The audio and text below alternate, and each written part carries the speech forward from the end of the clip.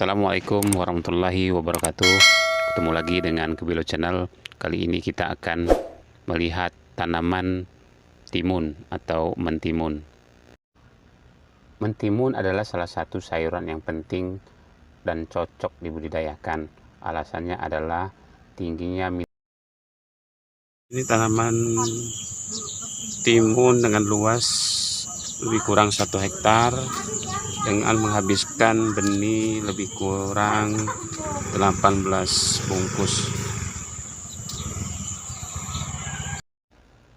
Dari luasan lahan lebih kurang 1 hektar ini dibagi 2 periode tanaman timun ini. Jadi satu periodenya sudah mulai panen perdana pada minggu kemarin. Sedangkan periode yang kedua ini diperkirakan pada minggu depan akan memulai panen perdana. Bertanam timun ini hampir sama dengan tanaman sayuran lainnya.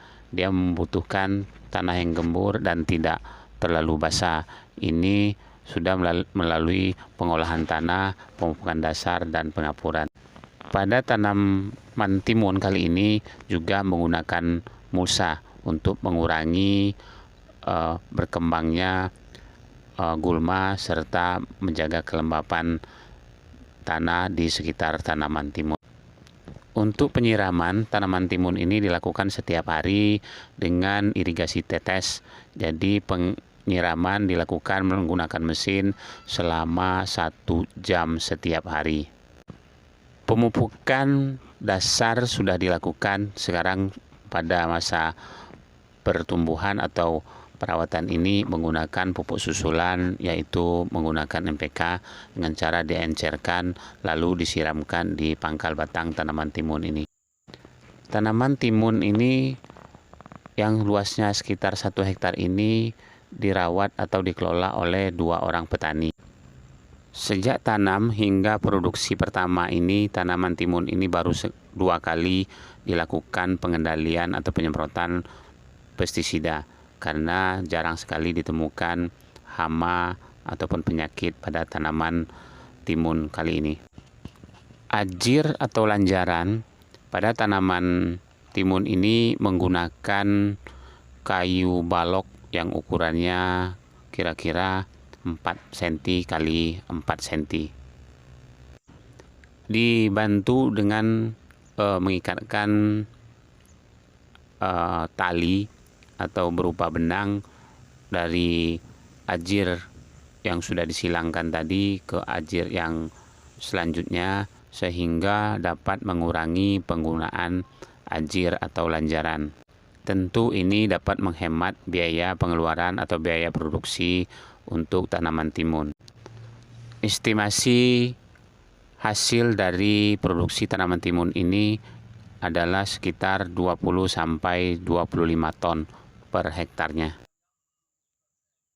Salah satu jenis hama pada tanaman timun kali ini dapat dilihat dari video ini adalah oteng-oteng yang memakan daun timun itu sendiri. Dia dengan cara melobangi atau makan pinggiran dari daun timun ini.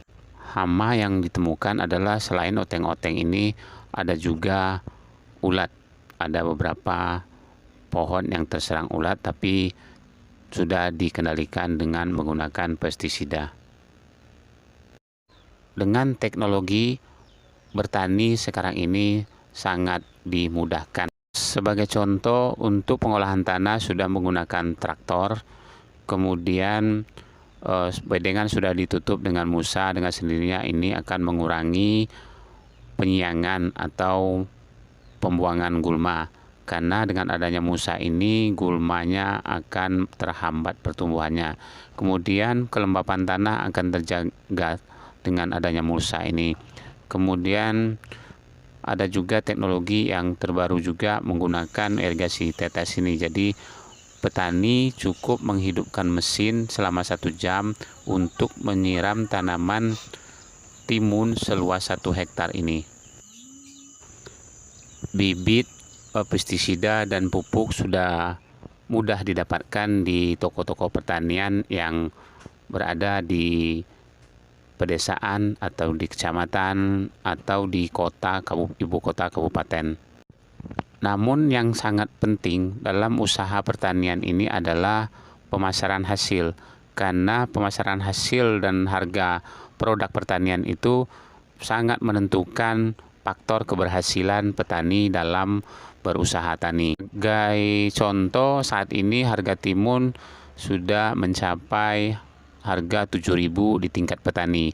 Jadi harga 7.000 itu pembeli datang ke kebun untuk dijual kembali ke pasaran.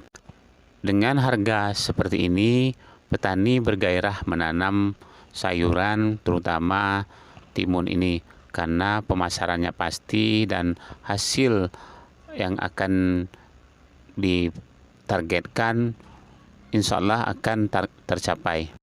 Ini adalah contoh grab atau irigasi tetes yang ada di kebun timun ini yang berada di bawah mulsa. Jadi sepanjang mulsa itu ada namanya grab untuk penyiraman tanaman timun ini. Ketahanan pangan Indonesia akan terus meningkat jika seluruh rakyat Indonesia dapat mendukung produktivitas para petani. Dengan adanya akses permodalan, petani dapat menjadi lebih produktif dari waktu ke waktu. Anda dan kita semua tentu dapat berkontribusi melakukan pendanaan bagi para petani dan pengusaha pangan di Indonesia. Dengan melakukan 7 langkah usaha pertanian yang meliputi pengolahan tanah yang baik, mekanisasi atau menggunakan mesin, dan pengairan yang teratur, pemilihan bibit unggul, pemupukan, pemberantasan hama dan penyakit, pengolahan pasca panen, serta pemasaran. Ini yang sangat penting. Dengan menerapkan Sabta Usaha Tani ini, insya Allah usaha tani yang kita laksanakan bisa berjalan dengan sesuai harapan. Bertani juga menjanjikan untuk masa depan Indonesia secara keseluruhan dan petani pada umumnya yang akan kita dorong terus untuk berproduksi untuk memenuhi kebutuhan pangan terutama di Indonesia. Terima kasih sudah menonton, semoga bermanfaat dan menginspirasi bahwa bertani itu indah dan menyenangkan, karena selain kita bisa menghasilkan produksi pertanian, pangan, kita juga menjadikan pertanian sebagai hiburan dan olahraga.